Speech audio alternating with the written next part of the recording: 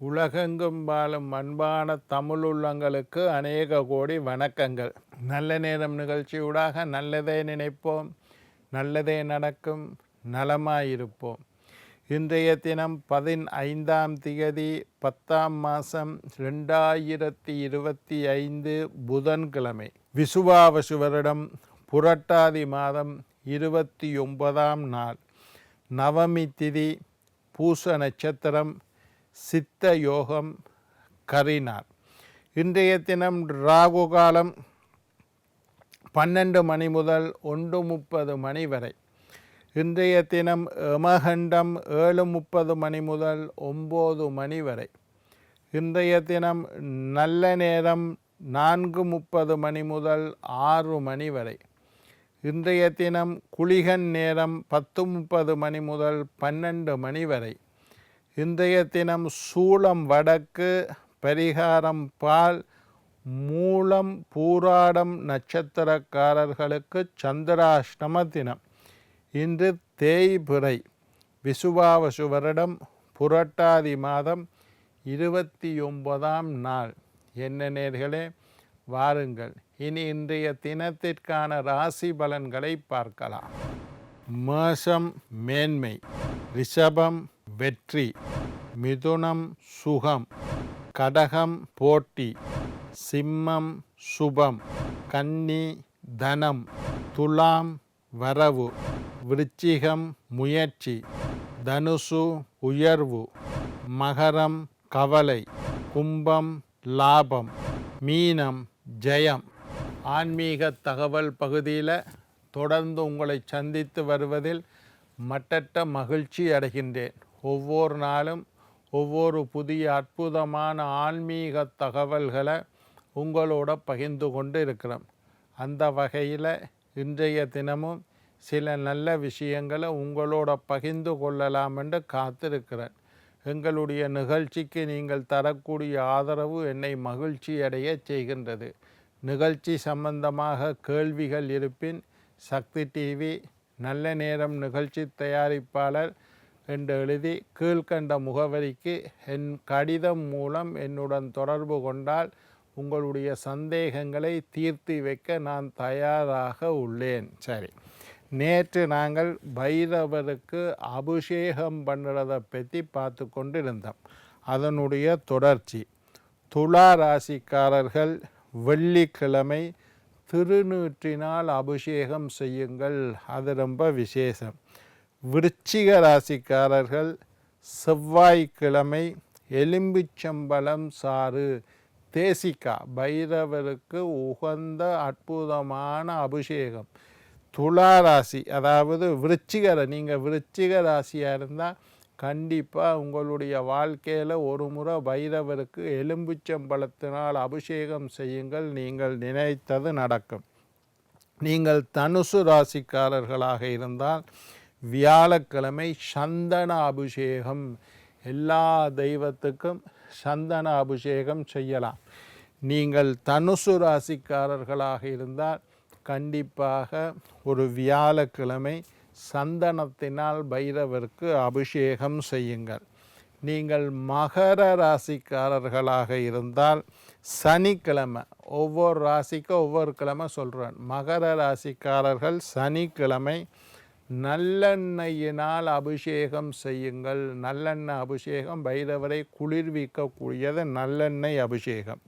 நீங்கள் கும்ப ராசிக்காரர்களாக இருந்தால் நீங்களும் மகரம் கும்பம் 2 பேரும் சனிக்கிழமையில் நல்லெண்ணெய் அபிஷேகம் செய்யுங்க. கும்ப ராசிக்காரர்களாக இருந்தால் சனிக்கிழமை பால் அபிஷேகம் செய்யுங்கள். இறைவனுக்கு பால் அபிஷேகம் செய்தால் எல்லா தோஷங்களும் நீங்கும். கும்பராசிக்காரர்கள் கண்டிப்பாக ஒரு சனிக்கிழமை பைரவருக்கு பால் அபிஷேகம் செய்யுங்கள். மீன ராசிக்காரர்களாக இருந்தால் நீங்கள் மீன ராசியாக இருந்தால் ஞாயிற்றுக்கிழமை, மீன ராசி எழுதி வச்சுக்கொள்வோம், ஞாயிற்றுக்கிழமை தயிர் அல்லது தேன் அல்லது தயிருடன் தேன் கலந்து பைரவருக்கு அபிஷேகம் செய்யுங்கள். ஏதாவது ஒரு காரியத்தை நினைத்து இந்த அபிஷேகம் செய்தால் நீங்கள் நினைத்தது நடக்கும். இது நேர்த்தையான் தொடர்ச்சி. சரி, இன்றைக்கு நாங்கள் என்னத்தை பார்க்க போகிறோம்டா, 108 என்னத்துக்கு சொன்னாலும் 108னுடைய மகிமையை பற்றி இன்றைக்கு பார்க்க போகிறோம். இறைவனுக்கு அர்ச்சனை செய்கிறதா இருந்தால் 108 நாமங்களை சொல்லி அர்ச்சனை செய்கின்றோம். அதென்ன 108 ஏனையா 108 செய்யணும்?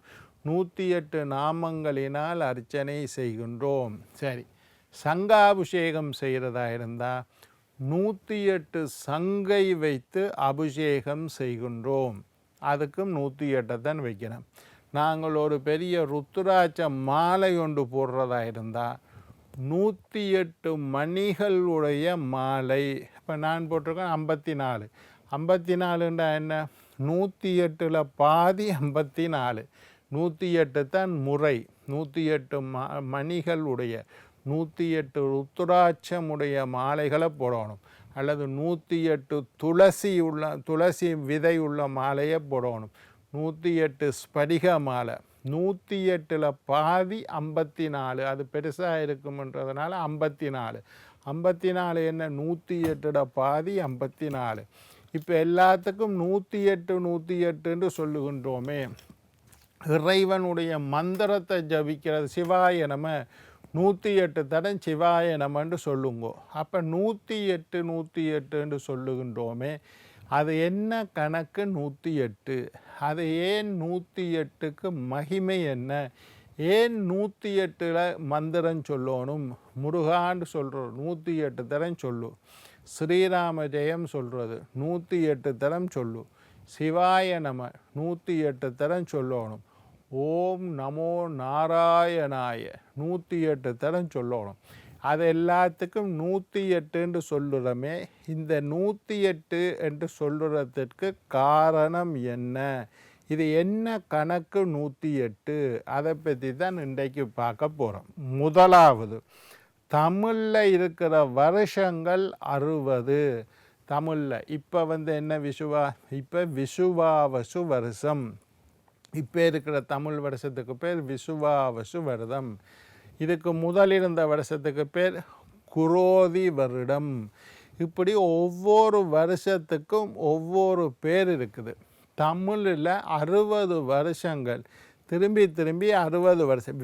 இப்போ விசுவாவசு வருஷம் வருதான். 60 வருஷத்துக்கு பிறகு திரும்பியும் விசுவாவசு வருஷம் வந்திருக்கு.